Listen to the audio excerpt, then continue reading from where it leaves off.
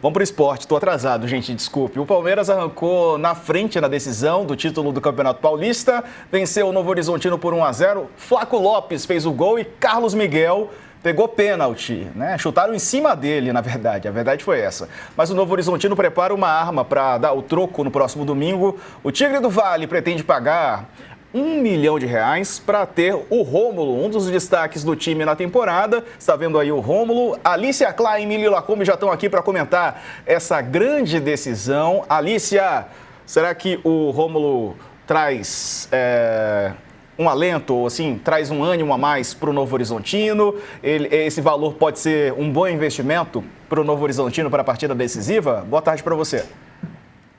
Boa tarde, Diego, Mili, toda a nossa audiência. Olha, o pessoal que viu o Robson bater aquele pênalti ontem, que o Carlos Miguel defendeu, deve ter pensado se teria sido diferente com o Rômulo em campo. E aí vamos deixar também o mérito para o Carlos Miguel, que se fez a lição de casa ou não, não sabemos. Mas a verdade é que 4 dos últimos pênaltis batidos, o Robson tinha batido no meio.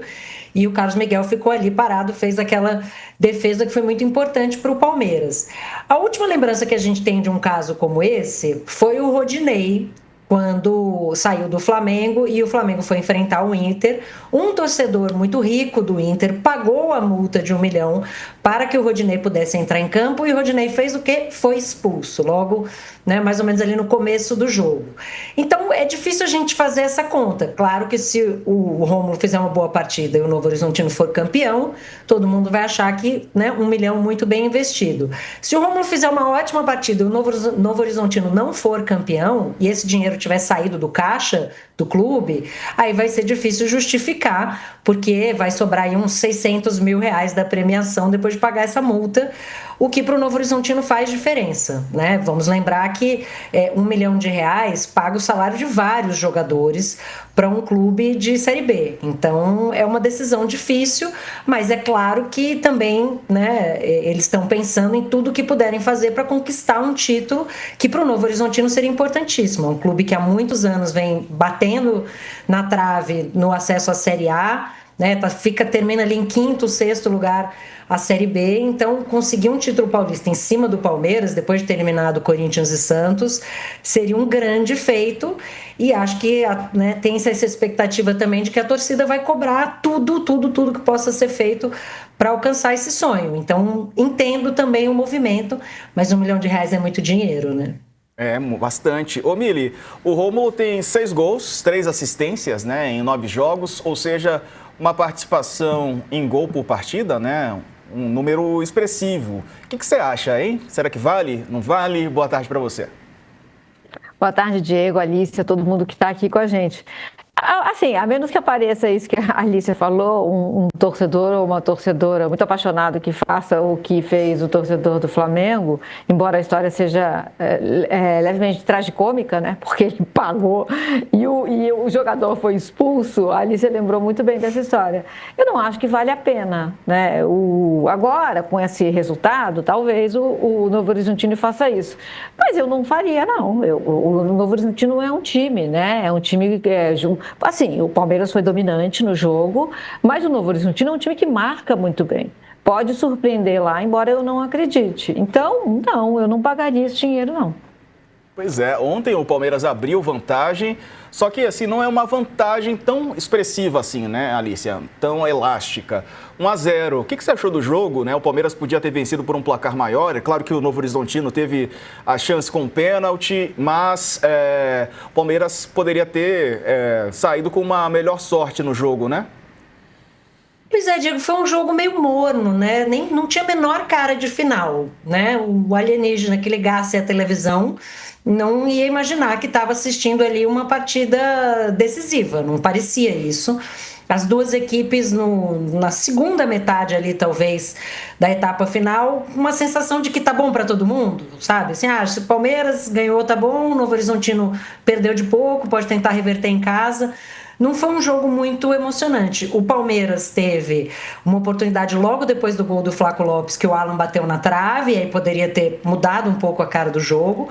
Mas o Novo Horizontino, antes do pênalti, teve um lance que o Matheus Bianchi perdeu na cara do gol, aí depois o Robson perdeu o pênalti, e no finalzinho, ali nos últimos 5 minutos, o Novo Horizontino deu uns 2 sustos no Palmeiras. Então, assim, esse 1-0, né, poderia ter sido pior para qualquer um dos lados.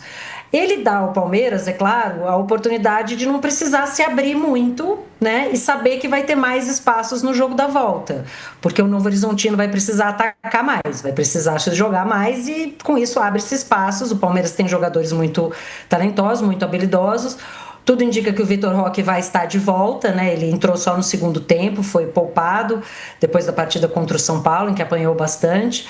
Então, esse jogador mais decisivo pode acabar fazendo a diferença. Então, acho que o Palmeiras continua favorito. Mas vamos lembrar que o Novo Horizontino, no Campeonato Paulista, venceu todas as suas partidas lá no Jorjão, dentro de casa. Marcou 17 gols, só sofreu 2. Então, a tarefa do Palmeiras definitivamente não vai ser fácil.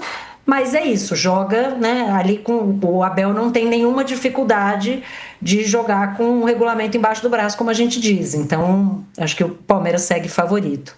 No próximo bloco vamos falar sobre o jogador do Red Bull Bragantino, que foi suspenso por 12 partidas. Vocês lembram, né, daquela fala machista dele. Depois do intervalo a gente conta mais. Fica aí.